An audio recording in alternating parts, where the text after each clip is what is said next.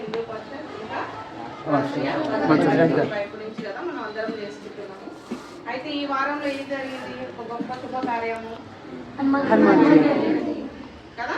ఏంటి? హనుమంతుడి అంటే జయంతి అంటున్నాము.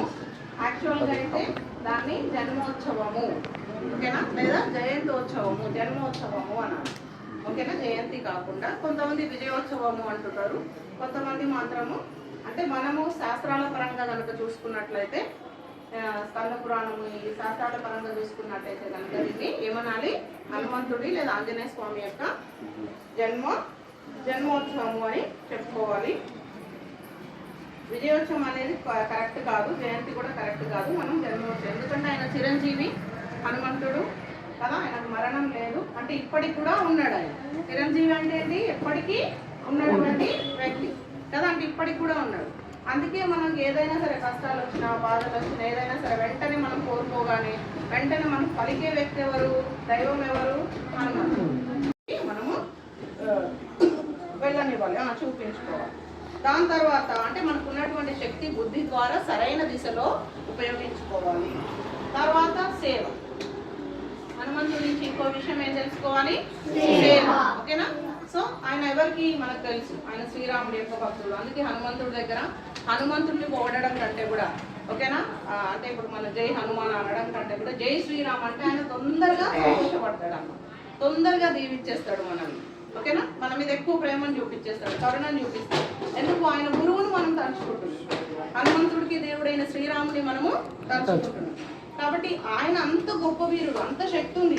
ఈవెన్ రాముడికి కూడా ఆ సముద్రాన్ని దాటి వెళ్ళేటువంటి శక్తి లేదు. అంతకంటే అంటే ఆయన గురువు కంటే కూడా, ఆయన దేవుడి కంటే కూడా హనుమంతుడు గొప్ప బలం ఉన్నా కూడా ఆయన ఏం చేసిండు? రాముడికి సేవ చేసి, ఆయన పాదాల దగ్గర ఉండి సేవ చేసి, నాకు బలం ఉంది, శక్తి ఉంది, నేను గ్రేట్, నేను చాలా గొప్ప అని చెప్పి ఆయన చూపించుకోలేదు. అర్థమవుతుందనా? సో ఆయన రాముడికి సేవ చేసింది. ఒకసారి యుద్ధంలో లక్ష్మణుడు మూర్చబడిపోతాడు కదా, నాన్న ఇంద్రజిత్తు వేసినటువంటి బాణం. అయితే మూర్చబడుతున్నప్పుడు ఏం చెప్తారు? సంజీవని తీసుకురావని పంపిస్తారు, ఓకేనా. సో సంజీవని తీసుకురావడానికి వెంటనే వెళ్ళు అనగానే అది ఎక్కడుంది, ఎంత దూరం ఉంది, నేను వెళ్ళగలుగుతానా లేదా, తీసుకురాగలుగుతానా, ఇవన్నీ ఆలోచించలేదు, వెంటనే వెళ్ళిపోయింది అన్నమాట. అంటే మనం ఎవరికైనా సరే మనస్ఫూర్తిగా సేవ చేసినప్పుడు ఇంకో విషయం గురించి ఆలోచించకుండా ఆయన సంజీవని తీసుకురావడానికి వెళ్ళిండు హనుమంతుడు. వెళ్ళి అక్కడ సంజీవనిని గుర్తుపట్టడానికి టైం పడుతుంది కాబట్టి అది సరిగా కనుక్కోలేక ఎక్కువ టైం వేస్ట్ కావద్దు, సమయం వృధా కావద్దు అని చెప్పి ఏం చేసిండు? సంజీవని పర్వతాన్నే మోసుకొని ఇంత దూరం తీసుకొని వచ్చిండు. కాబట్టి అదేంటి? ఆయన యొక్క సేవ. ఇంకో క్రమశిక్షణ ఏంటి? ఫస్ట్ ఏం చేయాలి? అందరూ సైలెంట్గా ఉంటారు. ఇది ఒక్కటి నేర్చుకోండి నాన్న, మిగిలిన విషయాలన్నీ ఆటోమేటిక్గా అవే వచ్చేస్తాయి. క్వైట్గా ఉంటే ఆటోమేటిక్గా మేము చెప్పిన విషయాలు వింటారు కదా, క్వైట్గా ఉంటే ఆటోమేటిక్గా హనుమాన్ చాలీసా చదువుతారు కదా, క్వైట్గా ఉంటే అట్లాగే దేవుణ్ణి కూడా చూసుకుంటాం కదా, మనం దర్శనం కూడా కలుగుతుంది కదా. కాబట్టి ఫస్ట్ మనం క్రమశిక్షణతో ఉండాలి.